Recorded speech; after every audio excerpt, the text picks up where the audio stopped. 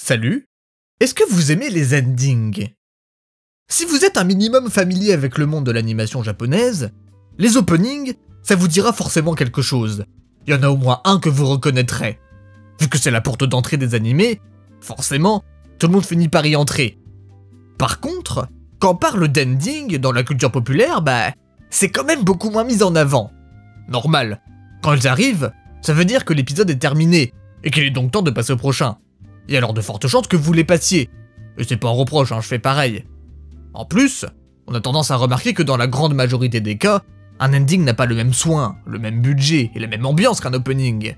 La génération qui regarde des animés sur internet, qui a la possibilité de les passer pour aller au prochain épisode, n'a donc aucun intérêt à les regarder. Et pourtant, des fois, je trouve que ça vaut le coup de s'y intéresser. Déjà pour les musiques, parce qu'elles peuvent être meilleures que certains openings, mais aussi pour ce qu'ils ont à raconter. Celui dont je vais vous parler aujourd'hui ne raconte pas autant de choses que son opening, mais je trouve que ce serait dommage de pas en parler juste à cause de ça.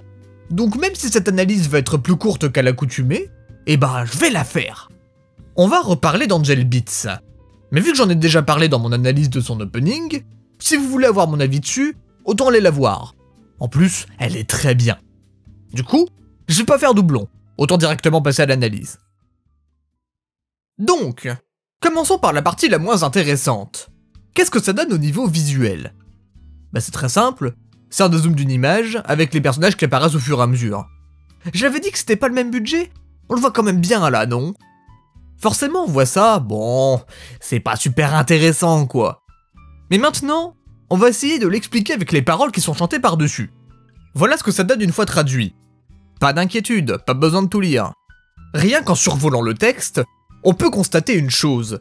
Cette chanson est chantée à la première personne du singulier. En devinant qui est ce fameux « je », ce sera beaucoup plus simple de comprendre ce qu'on nous raconte. Si vous êtes pas trop bête, vous l'avez déjà deviné. C'est sûrement un lien avec le personnage au centre de l'image et qui est le seul qui n'apparaît pas magiquement comme les autres. Nakamura Yori. Si l'opening d'Angel Beats était raconté depuis le point de vue de Kanade, son ending est raconté depuis son point de vue à elle. Faisons donc un mini récapitulatif de l'histoire et de son rôle dans celle-ci. Dans Angel Beats, on suit les aventures de personnages décédés ayant eu des regrets dans leur vie antérieure, et qui, à cause de ça, se sont retrouvés dans une sorte de purgatoire. On apprendra plus tard que cet endroit sert aux enfants qui y sont bloqués d'avoir la possibilité de combler les regrets de leur ancienne vie. Mais alors, quels sont les regrets de Yuri? De son vivant, celle-ci était l'aînée d'une famille de 4 enfants, elle vivait paisiblement. Cependant, un jour où ses parents n'étaient pas là, des cambrioleurs se sont introduits dans sa maison. Ne trouvant rien à voler, ceux-ci ont alors ordonné à Yuri de leur apporter des objets de valeur, sous peine de tuer un enfant toutes les 10 minutes. Ne trouvant rien dans les temps, les cambrioleurs finiront par tous les tuer. De cet accident naîtra en elle de profonds regrets, et une forte envie de protéger les autres du dieu qui n'a rien fait pour sauver son frère et ses sœurs. C'est pourquoi, après sa mort, elle décidera de former un groupe pour se rebeller contre lui. On va commencer par analyser la première partie de la chanson. Je pense qu'on peut interpréter la première phrase de 2 manières. En premier temps, j'avais pour idée que ce passage nous raconte comment Yuri a continué à vivre après la mort de son frère et ses sœurs. Les autres qui sont loin est une allégorie de leur disparition, tandis que le fait qu'elle marche seule montre qu'elle a malgré tout continué à avancer. Le problème, c'est qu'en partant dans cette direction, même si c'est, selon moi, une interprétation valide, c'est difficile d'expliquer la suite. C'est donc à partir de la deuxième manière de l'expliquer que je vais développer mon analyse. Bon, comme on l'a vu juste avant, toutes les personnes qui arrivent dans le purgatoire sont mortes avec des regrets. Ils sont ensuite arrivés dans ce monde, où ils ne peuvent pas mourir et où rien n'est expliqué. Tout ce qu'ils savent, c'est que mener une vie normale les fera disparaître. Yuri, ne pouvant pas pardonner la vie que Dieu lui a infligée, va alors décider de se rebeller contre lui. Ou en tout cas, contre son présumé représentant, l'ange. En formant un groupe de rébellion contre l'autorité divine, elle va, déjà, donner à tous la possibilité de lutter contre l'injustice de leur ancienne vie, mais aussi les protéger de la disparition. Il fallait quelqu'un dans ce purgatoire sur qui se raccrocher, et elle en a pris la responsabilité. Je pense alors qu'on nous raconte dans cet ending le rôle qu'elle s'est attribué, celui de la leaduse qui doit être inflexible. C'est je pense pourquoi il est chanté qu'elle marche toute seule à l'avant, en disant aux autres qu'elle n'a peur de rien.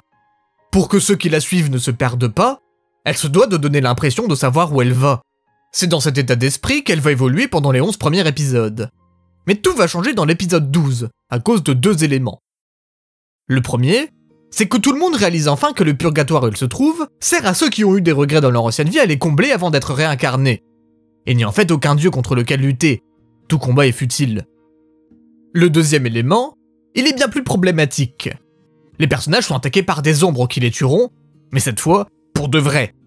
Le seul moyen d'y échapper, c'est de trouver la paix intérieure. Mais ça peut demander du temps, et le temps, ils en ont pas. On va maintenant pouvoir analyser la deuxième partie de cette chanson. Suite aux événements précédemment cités, Yuli décide de dissoudre le groupe, et laisse les autres être libres de faire ce qu'ils veulent. De son côté, elle décide d'aller se battre seule contre ce qui est à l'origine du danger qui menace tout le monde. Yuli ne peut pas comme les autres accepter de commencer une nouvelle vie. Parce qu'en renaissant, elle n'aurait plus ses souvenirs ni sa personnalité. Ce ne serait pas sa vie, mais celle d'un autre. Il faudrait qu'elle accepte une autre vie en abandonnant la sienne.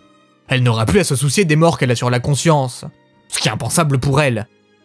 Je pense qu'avec sa décision, on peut déjà comprendre tout ce que ce passage nous raconte. S'il est chanté que chacun devient seul et continue de vivre dans les souvenirs, c'est parce que Yuli va devenir seule et continuer à combattre Dieu. Se battre de façon à pouvoir apprécier et rire de la solitude, ça souligne le fait que son combat pour les autres aura pour finalité qu'elle soit la dernière à rester dans le purgatoire. Dans le climax, alors même qu'on lui a donné la possibilité de devenir le dieu qui contrôle ce monde, elle a décidé de ne pas le faire. Pourtant, ça a des chances de le devenir. Elle pourrait enfin prendre le contrôle sur ce qu'elle ne faisait que subir auparavant. Mais si elle a lutté contre Dieu, c'était pour protéger tout le monde. Elle a le choix entre 2 possibilités. Soit prendre sa revanche sur lui en prenant le contrôle du purgatoire, soit ne pas se venger pour sauver les autres. Vous vous en doutez, elle choisira la deuxième option. Elle détruit les ordinateurs qui transforment les gens en ombres pour que tout le monde puisse quitter le purgatoire l'âme en paix. Ça y est, elle a rempli son objectif. Va-t-elle alors, comme il est chanté dans l'ending, rester seule dans le purgatoire? Eh bien non. Rappelez-vous, à quoi sert cet endroit? À combler les regrets de son ancienne vie. Et Yuli, qu'est-ce qu'elle vient de faire? Elle s'occupait des autres âmes comme si elles étaient ses frères et ses sœurs. En fait, tout ce qu'elle a fait dans le purgatoire avait pour finalité de combler un regret, celui de cette fois-ci réussir à protéger sa famille. Maintenant qu'elle a réussi, elle n'a plus à souffrir toute seule dans son coin. Plus besoin de cacher ses larmes comme il est chanté dans l'ending. Elle peut enfin reposer en paix. Au final, cet ending n'est pas que le générique de fin d'un animé émouvant. C'est la chanson de toute l'histoire de Nakamura Yuli. L'histoire d'une fille qui devait se montrer courageuse pour protéger les autres. Brave Song. Et bien voilà. J'espère que cette vidéo vous aura plu, et à la prochaine.